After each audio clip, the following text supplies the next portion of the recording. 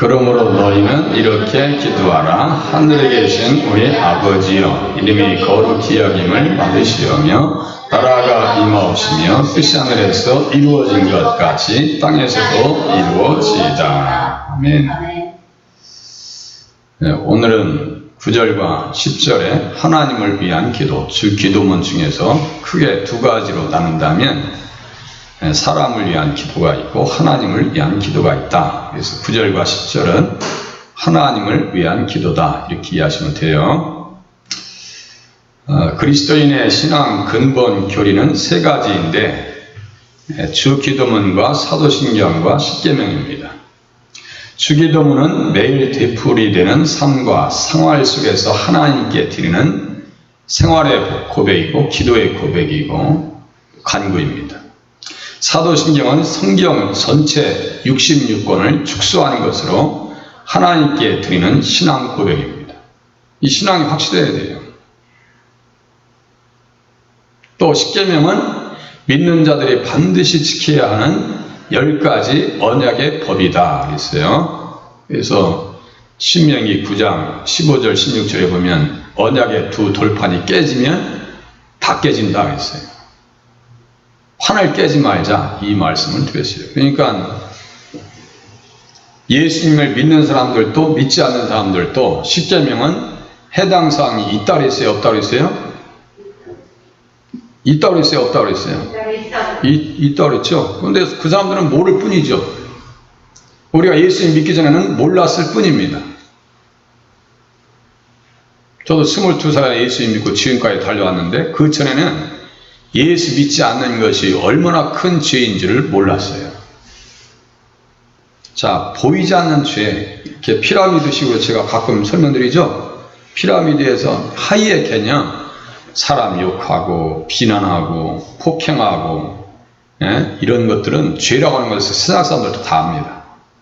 그래서 최고 상위의 개념, 죄의 최고의 끄트머리에 있는 개념 중에 하나가 뭐예요? 예수 믿지 않는 게 죄입니다. 요한복음 16장 9절에 정확히 써 있어요. 그러니까 모든 개념들은 예수님 앞에 한번 끌고 가봐야 돼. 그래야 그게 무슨 말씀인지 알아요. 이렇게 누가 가르쳐주지 않냐면 저는 혼자 신앙생활 22살에서 25살 될 때까지 아무리 생각해봐도 예수 믿지 않는 게 죄야. 아무리 생각해봐도. 그러다가 성경에서 딱 발견되어지면 그것이 맞는 거예요. 예수 믿지 않는 게 죄입니다. 그러면 죄를 짓는 자마다 마귀에게 속한다 그랬죠? 그럼 예수를 믿지 않으면 누구에게 속한다고요? 마귀의 것이 된다고요. 죄송한 얘기입니다, 그게. 근데 세상 사람들은 그것을 꿈의 한들 알겠어요, 모르겠어요? 전혀 알 턱이 없습니다. 예수님을 영접하고 지식에까지 새롭게 하심을 덧입지 아니하면, 지식에까지 거듭나지 아니하면 그게 죄인 줄을 전혀 의식하지 못해요. 우리 집안도 모여서 예배 드릴 거 아니에요? 우리 조카 사이가 있어요. 제가 얘기했을 거예요. 대놓고 그래서 예수 믿지 않는 게 죄야. 그랬더니 기가 막히다고 그래. 표정이. 어이구, 그 사람들은 말이 돼야 안 돼요. 그 사람들은 인정을 할 수 없죠. 그죠? 예수 믿지 않는 게 무슨 죄야. 그런데 어느 날 갑자기 심장마비로 조카 사이도 안 됐지만 갔어요. 참 그게 너무너무 안타깝다고요. 한참 젊은데도 내일을 우리는 기약할 수 없는 삶을 살아가고 있습니다. 오늘 한 달의 삶 가운데서 내가 정말 믿음을 가지고 있는가? 내가 오늘 죽어도 천국에 갈 확신이 있는가? 우리 신앙의 자체를 점검하면서 진단하면서 생활하시길 바랍니다. 내 마음대로 되는 게 아니에요. 오늘까지 은혜로 살았죠. 내일도 살아갈 것은 누구의 은혜가 필요해요? 하나님의 은혜가 있지 않냐고서는 내일을 기약할 수가 없습니다. 내년도 기약할 수가 없고요. 예수 잘 믿어야 돼요. 그래서 구약의 10계명의 1에서 4계명까지는 하나님을 사랑해야 된다라고 가르칩니다. 하나님을 사랑해야죠. 그리고 5계명부터 10계명까지는 사람을 사랑하는 것, 그리고 수직적인 관계와 수평적인 관계, 이것이 잘 되어져야 하나님 앞에서 잘 사는 것이다. 사람들에게 아무리 잘한다 할지라도 마음 착해도 못 가요 하나님 나라. 그게 답이에요. 그것도 거듭나지 아니하면 도저히 이해를 못해요. 한참 이제 예수님 믿을까 하고 저거 이제 준비하고 있는데 마음 착해도 못 가요 하나님 나라 하는데 얼마나 스트레스를 받는지 말이에요. 아니 착하면 하나님 나라 가야지. 우리 빌라에 살다가 믿음으로 가는 나라죠. 거듭나면 가는 나라죠. 근데 제가 빌라에 2층에 살고 1층에 사는 그 아주머님이 있어요. 전도에서 예수 믿으셔야죠. 아이고 목사님 저는 남들에게 피해만 주지 아니하고 착하게만 살면 된다고 생각해요. 딱 그냥 자기 생각을 딱 드러내요. 그렇게 착하게 산다 해서 천국 가야 못 가요? 못 갑니다. 믿음으로 가요. 믿음으로만 가는 나라예요. 믿음으로만 가는 나라. 그러니까 부모님에게 아무리 잘하고 이웃을 정말 잘 섬기고 거짓말도 하지 않아. 그런데 하나님을 모르면 하나님과의 관계성 속에서 다른 신을 섬긴다든가 하나님의 이름을 망령되게 일컫는다든가 우상을 섬긴다든가 주의를 성수하지 않는다든가 이 관계가 돼 있지 않냐면 하나님 나라 죄송하지만 못 간다고요. 믿음으로 가는 나라 하나님 나라예요. 그런 엄청난 이 차이를 예리한 차이를 성경에서 분명히 밝혀주고 있는데 그거 어떻게 할 거예요? 저도 인정상 마음 착하면 하나님 나라 다 가죠. 그렇게 하고 싶은데 그게 안 된다고요. 성경에서 그게 아니라고 써 있는데. 자, 이와 같이 주 기도문도 9절에서 10절까지 오늘 본문 읽었죠. 하나님을 위한 기도이고 하나님과의 수직적인 관계를 위한 기도를 해야 되고 11절부터 13절까지는 사람을 위한 기도가 담겨져 있다. 그죠? 우리의 죄를 사하여 준 것 같이 우리도 사해 줄 수 있는 그런 믿음을 하려고 기도해요. 맨날 봉독을 해도 말이죠. 헷갈릴 때가 있어요. 우리가 우리에게 죄 지은 자를 사하여 준 것 같이 우리의 죄를 사하여 주시옵고. 그죠? 그러니까 내가 남들을 용서하지 않으면 그건 다음 주쯤에 나올 거예요. 내가 남들을 용서하지 않으면 주님의 용서를 우리가 깊이 경험할 수 없다고요. 그러니까 주기도문에서는 모든 행위에까지 다 구속력이 있어요. 똑같아요. 10계명이랑. 따라서 주기도문의 6조항은 6조항은 10계명 전체를 실천하면서 지키는 생활이라고 할 수 있습니다. 무슨 뜻인지 이해되시죠? 하나님과의 관계성 속에서 하나님과의 관계가 잘 맺어져야 되고 사람과의 관계도 잘 조율할 수 있는 기도의 사역자가 되셔야 되겠다. 오늘 김친자 집사님 오랜만에 기도를 하셨는데 너무너무 은혜로웠어요. 우리 김친자 집사님 왜 잠깐 내가 잊어버렸을까? 잊어버리시면 말씀하시 목사님 왜 나는 기도 안 시켜요? 하고 와서 그냥 따지고 꼬집어 뜯으셔야지. 죄송해요. 그동안 너무너무 귀한 기도의 사역자를 시게 만들었다는 게 제 불찰입니다. 목회를 하다 보면요 이렇게 한쪽에 그늘질 때가 있어요. 또 어느 경우는 목사님 나도 좀 기도하고 싶은데 나는 왜 기도 안 시켜줘요? 라고 오셔서 말씀해 주시면 좋겠어. 어떤 분들은 기도 좀 부탁해도 목사님 저는 기도해서 빼주세요. 왜 그러시는지 모르겠어. 기도 그냥 잘해서 기도가 아니고 마음속에 진실하게 기도하시면 되는 거예요. 자 보세요. 또 이제 양자의 영 이런 뜻으로 이렇게 써 있거든요. 그러니까 이제 아버지가 아들을 이렇게 끌어안죠. 네. 끌어안습니다. 누가 기도할 수 있느냐? 자녀가 기도할 수 있는 거예요. 자녀가. 그러므로 너희는 이렇게 기도하라. 하늘에 계신 우리 아버지여 이름이 거룩히 여김을 받으시오며. 예레미야 애가 3장 41절에는 어떻게 기록하고 있는가? 우리의 마음과 손을 아울러 하늘에 계신 아버지께 들자. 하늘에 계신 아버지께 이렇게 손을 들자고요. 기도할 때 손 들고 기도하셔도 전혀 문제가 되질 않아요. 하나님 내 손 잡아주세요. 내 손 잡아주세요.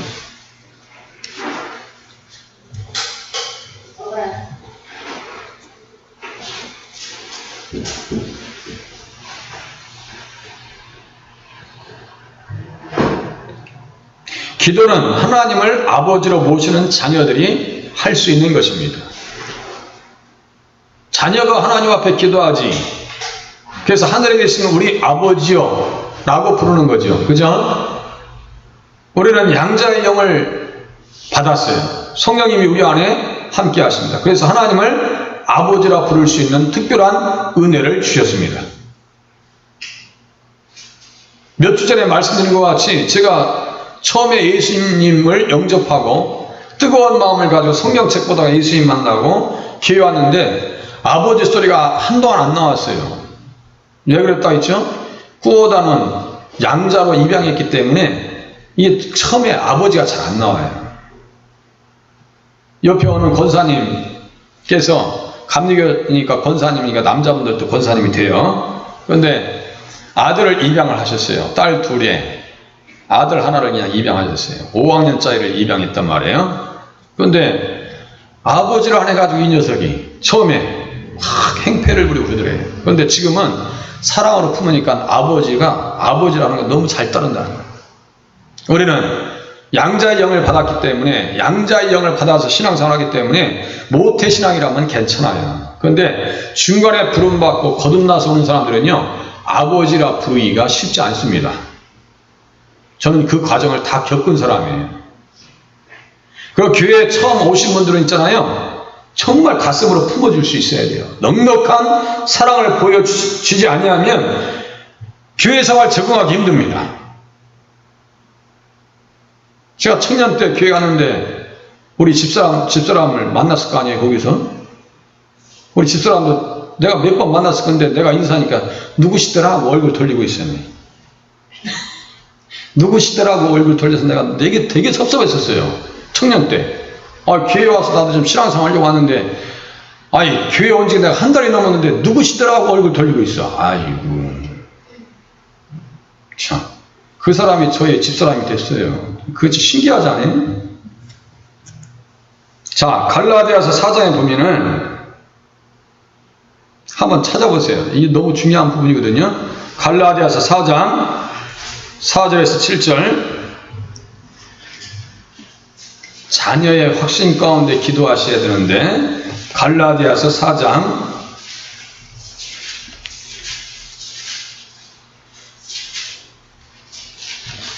고린도 전후 갈라디아서 4장 4절 4장 4절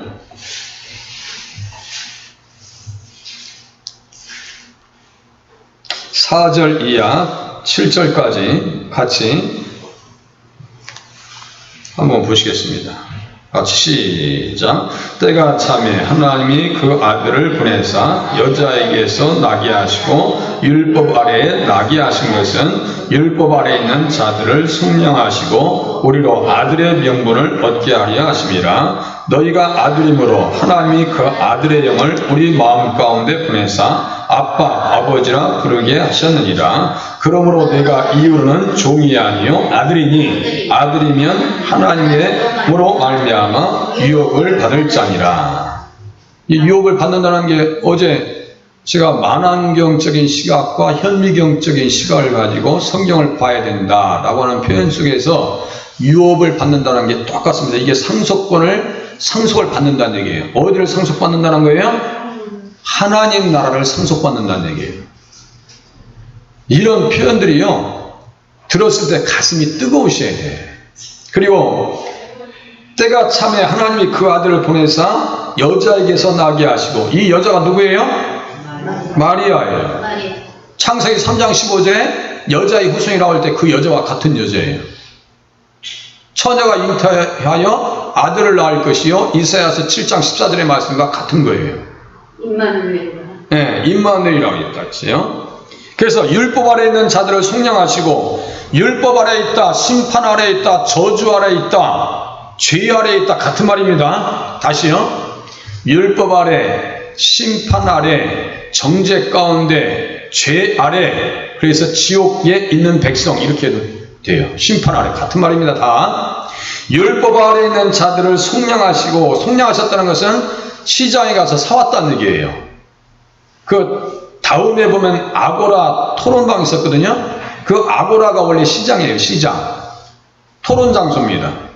어렸을 때 옛날 장날에 가면은 대화들을 많이 해요, 안 해요? 장날에 가면 막 동네 사람들 다 모여서 대화하고 그러시잖아요. 그 시장에서 샀다는 얘기예요. 하나님께서 우리를 세상에서 우리를 사서 구원해 주셨다는 얘기예요. 예수님의 피로. 아시겠죠? 사주셨어. 그리고 우리로 아들의 명분을 얻게 하려 하심이라. 여기 아들의 명분이 바로 양자입니다. 양자. 아시겠죠? 양자 되게 하셨다.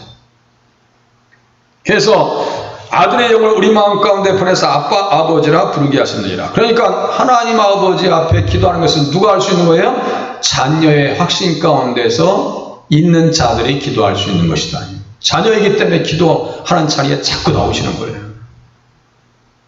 자, 어떻게 기도해야 될까요? 이름이 거룩히 여김을 받으시오며, 이렇게 기도하래요. 이름이 거룩히 여김을 받으시오며. 십계명의 제3계명과 같이 생각해야 된다 했어요. 제3계명은 뭐냐면 너는 네 하나님 여호와 이름을 망령되게 부르지 말라. 하나님의 명예를 챙겨드릴 수 있는 기도의 사역자가 되시기를 바랍니다. 내가 일하는 데 있어서 어느 곳에 있든지 내가 앞으로 일할 곳에서 누구의 영광이 드러나야 돼요? 하나님의 영광이 드러나도록 해야 됩니다. 하나님의 영광이 드러나야죠. 우리 다니면서 교회 다니는 것들이라고 하는 표현을 들으시면 안 돼요. 제 교회 다닌 다음에 하면서 손가락질 당해도 안 좋습니다. 이름이 거룩히 여김을 받으시오며. 어디에서요? 삶의 현장에서 하나님의 영광을 드러내실 수 있기를 바랍니다. 하나님의 영광을 드러내요. 그래서 이같이 너희 빛이 사람 앞에 비치게 하여 그들로 너희 착한 행실을 보고 하늘에 계신 너희 아버지께 영광을 돌리게 하라. 너희 빛이 사람 앞에 비치게 하여, 이 빛은 어떤 빛이 되어야 될 것 같아요? 응? 너희 빛이 사람 앞에 비치게 하여. 이 빛은, 원 빛은 어디예요? 그렇죠. 예수님이 생명의 빛이니까 예수님의 빛을 받아야죠. 빛을 받으면 어두움이 전혀 어두운 구석이 없어야 돼. 정서적으로도 어두우시면 안 돼. 예수 믿으시는 분들은 뭔지 모르게 얼굴에 기쁨이 있어야 돼요. 왠지 모르게. 아니 가만히 보면 기뻐할 일도 없는데 예수 믿으면 빛이 환해가지고 생명의 빛이 밝아가지고 남들이 볼 때 그냥 저분들 집안에 뭔 좋은 일이 있는가 보다라고 착각할 정도로 기쁨이 있으셔야 돼. 정서적인 어두움을 떨쳐버리실 수 있기를 바랍니다. 정서적으로 어두움을 떨쳐버려야죠. 그래서 너희 안에 빛이 어두운가 어둡지 않은가 그것을 살펴보라고 말씀하셔요. 너희 안에 빛이 어두운가 어둡지 않은가.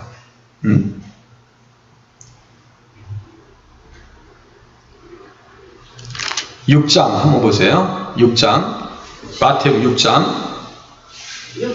마태복음 6장 예, 23절 23절이요? 6장 23절 마태복음 6장 23절 같이 읽으시겠습니다. 같이 시작.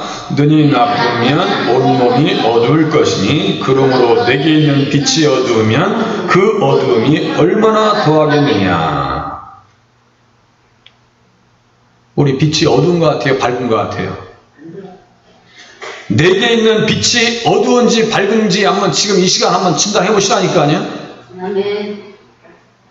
눈이 어두우면, 자, 눈이 나쁘면 온몸이 어둡다는 것은요, 눈이 나쁘다는 것은 사악하다는 얘기예요. 뭐를 봐도 다 그냥 다 삐뚤어져 있어. 어떤 사람들은 편견에 사로잡혀 있고 이 눈이 다 이게 삐뚤어져 있어요. 아주 못돼 먹었어. 그거예요. 눈이 나쁘다는 것은 사악하다는 거예요. 어떤 사람 눈을 이렇게 쳐다봐도 이렇게 눈을 기면서 쳐다보는 사람 있죠. 그 기분 나쁘게. 그것들아 나쁜 눈이라고. 우리 예수님 믿는 사람들 어떻게 봐야 돼? 착한 눈으로 봐야 돼. 착한 눈으로. 난 우리 엘리야 참 이뻐요 하는 눈으로 봐야지.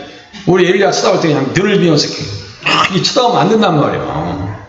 이쁜 눈으로 쳐다봐야지. 그런 나쁜 눈을 가지고 있다는 것은 우리 속에 뭐가 있다는 거예요? 빛이 어두운 거예요? 밝은 거예요? 어두운 거예요. 아시겠죠? 눈이 내게 있는 빛이 어두우면 이것 가지고 제가 한참 또 설교할 겁니다. 한참 지나면. 보세요. 너희 빛이 사람 앞에 비치게 하여, 그러니까 이 안에 막 예수로 충만해야 돼. 생명의 등불이 활발 타오르야 돼. 막 기쁨으로 막 차고 넘쳐야 돼요. 너희 착한 행실을 보고 하늘에 계신 너희 아버지께 영광을 돌리게 하라. 그의 아버지 하나님을 위하여 우리를 나라와 제사장으로 삼으신 그에게 영광과 능력이 세세토록 있기를 원하노라. 그랬어요. 다니엘서 6장에 보면 다니엘을 통해서 하나님의 영광이 다리오 왕의 입술을 통해서 증거되어지죠. 네? 베드로 전서도 똑같아요. 베드로 전서도 똑같습니다. 그 이방인 속에 있으면서도 이스라엘 백성들은 어떻게 살았냐? 하나님 앞에 영광을 돌립니다. 하나님께 영광을 돌리게 하려 함이라 했어요. 이방인 중에서 행실을 선하게 가져라 그랬어요. 다 똑같은 맥락입니다. 그 사람들은요, 그 로마 시대에 살면서 거리 청소하고 화합하게 하고 지금 이단들 하는 거 있죠? 원초가 여기 기독교인들이에요. 착한 일 다 했어요. 여기 뭐 신흥당에 보면 막 종량제 봉투 두비다면서 노란 띄우고 막 토요일 날 보면 막 흰담보도 막 안내도 하고 그러더만요. 다른 사람들이 볼 때는 되게 착한 것 같죠? 제 눈에는 하나 착하게 안 보여요. 자, 어떤 기도를 해야 될까요? 6장 10절에 보니까 나라에 임하옵시며 뜻이 하늘에서 이루어진 것 같이 땅에서도 이루어지이다. 예수님은 현세와 내세를 분리하지 않으십니다.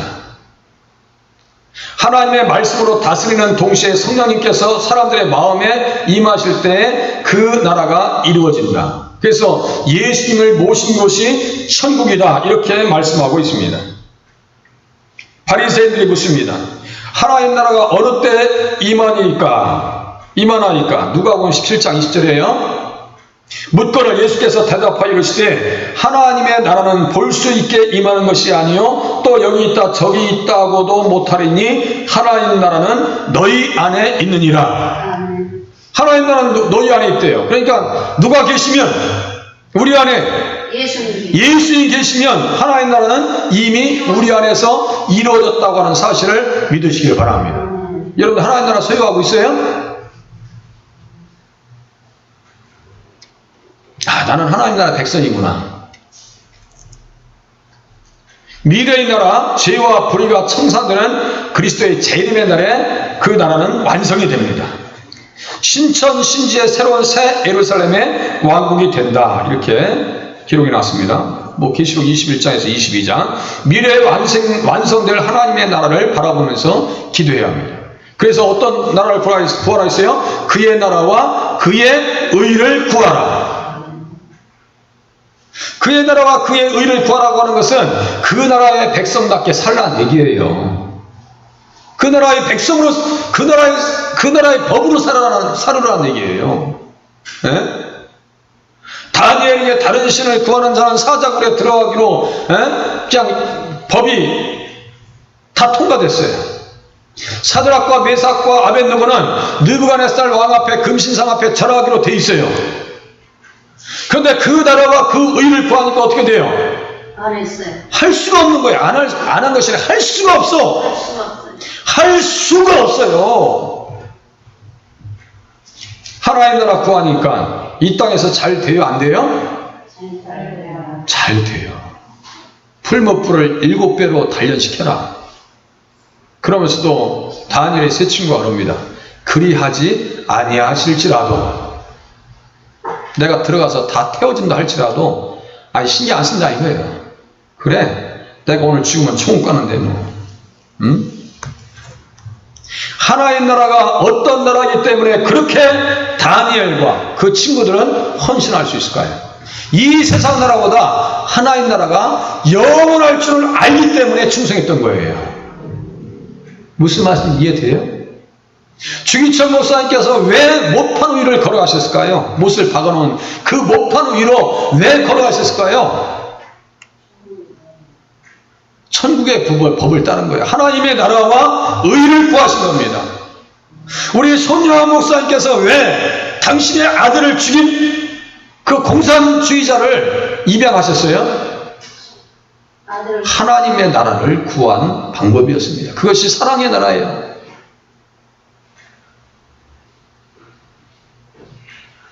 그 입양된 아들의 아들이 목사님이에요. 손양한 목사님의 입양된 아들 유튜브에서 한번 쳐서 보세요. 제가요 얼마나 많이 울었는지 몰라. 그 아들의 아들이 목회자가 돼가지고요 손양한 목사님의 사랑을 온 세계에 증거하고 다녀요. 자, 그 유튜브를 보면서 눈물이 많이 나요. 사랑의 힘이 이렇게 크구나. 오죽하면 우리 손 목사님을 사랑의 원자폭탄이라고 해. 어느 날 느부갓네살 왕이 꿈을 꿨습니다. 꿈을 다 잊어버렸어요. 내가 꾼 꿈을 알아내고 해석해 주지 않냐면 우리 바벨론 제국의 박사들이나 지혜로운 사람들 다 죽여버릴 거야. 다 죽여버린대. 그때 누가 풀어줘요? 그 꿈을 다니엘이 풀어줍니다. 그리고 한 나라를 얘기합니다. 다니엘이 꿈을 풀어주면서 한 나라를 얘기합니다. 들어보세요. 이 여러 왕들의 시대에 하늘의 하나님이 한 나라를 세우시리니 이것은 영원히 망하지도 아니할 것이요 그 국권이 다른 백성에게로 돌아가지도 아니할 것이요 도리어 이 모든 나라를 쳐서 멸망시키고 영원히 설 것입니다. 그랬어요. 그 나라가 어떤 나라예요? 하나님 나라입니다. 그 나라를 가슴에 느꼈고 느부갓네살 왕에게 보여준 그 꿈을 해석해 주면서 다니엘은 그 나라에 대한 확신이 있었겠어요? 없었겠어요? 하나님 나라에 대한 확신이 생겼겠어요? 안 생겼겠어요? 더 확실하게 생기죠. 그죠? 더 확실하게 생겨요. 그러면 하나님 나라를 위해서 충성하다 보니까 이 세상 나라에서도 너무너무 잘 되는 거예요. 잘 생각해 보세요. 하나님 나라의 영광을 위해서 공부하면 지치지 않아요. 하나님 나라의 영광을 위해서 살림하시면 살림이 재밌어. 근데 하나님 나라의 영광을 잃어버리면 살림에도 재미가 없어. 그냥 소금을 넣어 그냥 껴얹어놓고 짜게 하고 그러면 안 돼. 좀 간을 맞춰서 하셔야 돼. 자, 괜히 그건 지난 얘기가 이제 다 끝났어요. 뜻이 하늘에서 이루어진 것 같이 땅에서도 이루어지이다. 그랬어요. 예수님은 하늘에서도 아버지의 뜻을 이루셨고 창조하실 때 하나님의 뜻대로 하셨어요? 안 하셨어요? 땅에서도 아버지의 뜻을 따라서 십자가에서 죽으셨습니다. 그죠? 하나님의 뜻이 예수님에게는 모든 것이었어요. 그죠? 뜻이 하늘에서 이루어진 것 같이 땅에서도 이루어지이다. 나의 원대로 마오시고 아버지의 원대로 되기를 원합니다. 그게 아버지의 뜻이에요. 그리고 하늘에서는 천군과 천사 모든 무리들이 변함없이 지금도 아버지의 뜻에 순종합니다. 뜻이 하늘에서 이루어진 것 같이 우리들도 마음과 뜻을 다해서 순종하기를 원해서 기도하셔야 됩니다. 순종의 기도가 가장 큰 아름다운 기도예요. 순종의 기도가. 하나님, 내가 환경을 보니까 아직도 하나님의 뜻에 합당한 환경이 아닙니다. 내 마음도 내 사람의 관계도 하나님의 뜻에 이렇게 조율되려면 아직 멀었습니다. 하나님, 내 삶 가운데서 하나님의 뜻이 이루어지기를 원합니다. 이렇게 기도하는 저와 여러분이 되셔야 돼요. 그런데 하나님의 뜻을 알아야지 있는 게 도대체. 성경을 많이 보셔야 돼요. 그래서 무작정 읽으셔야 돼요. 무작정. 그리고 세세하게 성경을 보셔야 돼요. 자, 뜻이 하늘에서 이루어진 것까지. 이거요, 내용이 무척 많습니다. 자, 천군 천사들이 어떻게 먼저 보세요? 천사들이에요. 그의 말씀의 소리를 듣는 여호와의 천사들이에요. 그에게 수종들며 그의 뜻을 행하는 모든 천군이요. 천군 천사들은 아버지의 뜻을 따라서 움직여야 안 움직여요? 움직여요. 지금 보이지 않더라도 이 천사들의 존재가 있어요, 없어요? 있어요. 아시겠죠? 있어요. 자, 우리가 눈으로 보이는 게 많아요? 보이지 않는 게 많아요? 손바닥에 이렇게 보이는 게 많아요? 보이지 않는 게 많아요? 손바닥 봐도. 아무리 봐도 손금밖에 안 보여요? 이 안에 세균이 지금 엄청나게 많아. 우리 예찬 선생님은 잘 아시거든요. 여기에 세균이 지금 어마어마해요. 그죠? 온 우주에 지금 어느 정도 눈이 밝아졌느냐, 뭐 허블 망원경이 가지고 3,000년 광년을 떨어져 있는 곳에 지구와 똑같은 행성이 있대. 언제, 가긴 언제가. 제가 했죠? 우리의 신령한 몸, 영혼은 시공의 제한을 받아야 안 받아요? 안 받는다 했죠? 하나님께서 어느 곳에 우리를 위해서 준비해 놓으신지 우리는 몰라. 확실하게 준비해 놓으신 줄로 믿으시기를 바랍니다. 우리의 눈이 뭘 다 볼 수 있어요. 우리 김춘자 이사님께서 제 마음도 다 못 봐. 우리 김춘자 이사님 마음도 제가 다 못 봐. 에? 안 보여. 그러면 우리가 어떻게 하나님의 뜻대로 무작정 충성하면 하나님께서 가장 선한 길로 인도하신다고요. 보세요. 여호와의 지심을 받고 그 다스리는 모든 것에 있는 너희여, 여호와를 성축하라. 내 영혼아, 여호와를 성축하라. 또 여호와께서 그의 보좌에 앉으셨고 하늘의 만군이 그 좌우편에 모시고 서 있는데 천군 천사들이 하나님의 보좌 앞에 쫙 서 있어요. 미가엘은 그걸 봤습니다. 기도한 중에 다 봤어. 미가엘은. 그런데 시드기야와 그 400명의 그 선지자들은 안 보여요. 그러니까 거짓말을 합니다. 그 거짓말에 누가 속아 넘어갔어요? 아합 왕이 속아 넘어갔어요. 그래서 아람과의 전쟁에서 길르앗 라못을 회복시키기 위해서 전쟁터에 나갔다가 한 병사가 우연히 활을 쐈어. 그런데 솔깃에 딱 맞아가지고 그냥 그날로 갑니다. 병거를 연못에 찢을 때 그 피를 개들이 와서 핥고, 그 연못은 어떤 연못이었어요? 창기들이 목욕하는 연못이었습니다. 하나님의 뜻대로 살지 아니할 때 마지막이 끝이요 비참합니다. 성경은 분명히 스토리를 우리에게 딱 집어 던져줘. 그래가지고 너가 한번 생각해봐. 가공을 해서 네가 이 말씀 속에서 어떠한 말씀을 들어야 되는지 생각해봐. 나봇의 포도를 빼서 이웃의 경계표를 옮겨 조상들이 물려준 땅을 빼서 또 뺏었냐? 엘리야가. 자, 시편 148장 2절에 보니까 그의 모든 천사여 찬양하며, 또 써있죠. 다니엘서 7장 10절에 보니까 그를 섬기는 자는 천천히요 그 앞에 모셔 선 자는 만만이요. 이 천상의 세계를 말이죠. 다니엘은 다 봐요. 그러니까 그까짓까 사자에 물려도 된다 이게. 6장에서 사자굴에 들어갔다가 7장에서 천군 천사 얘기하는 거예요. 그래서 기도할 때 누가 와서 사자들의 입을 막았어요? 천사들이 와서 사자들의 입을 확 막아버렸어요. 그냥 그 주둥이를 꽉 막아버렸어요. 그런데 이 막았던 천사들이 말이죠, 그 대적자들을 굴에다 집어넣으니까 뼈가 몸이 땅에 닿기도 전에 그냥 완전히 다 뼈째 그냥 다 깨먹어버렸어요. 하나님의 말씀이 무서운지를 알아야 돼요. 가만히 생각해보라고. 어떻게 살아야 되는지, 어떻게 무엇을 맞춰서 살아야 되는지 성경은 우리에게 정확하게 가르쳐준다니까요. 우리가 그것을 생각하고 가공하지 않아서 그렇지. 또 보세요. 누가복음 2장 13절. 예수님께서 이 땅에 오시니까 수많은 천군과 천사들이 이 땅에 왔어요, 안 왔어요? 아예 하늘에 보좌 계신 분 이 땅에 마리아의 아들로 태어나실 때 와서 막 찬양합니다.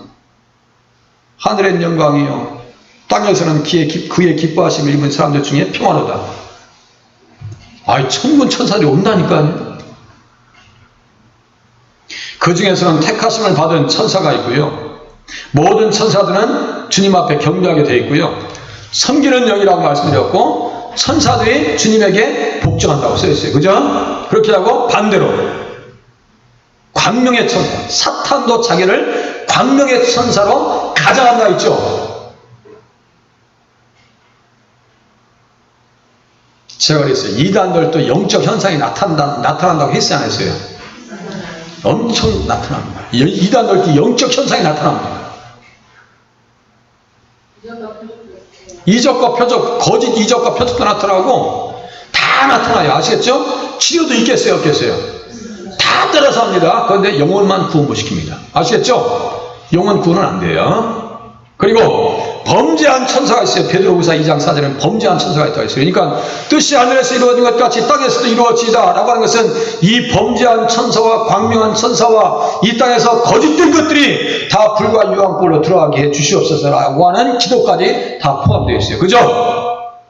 주기도문이 우리에게 주는 내용이 너무 많은데 제가 한 3분의 1만 다룬 것 같아요. 3분의 1만. 자, 기도하겠습니다.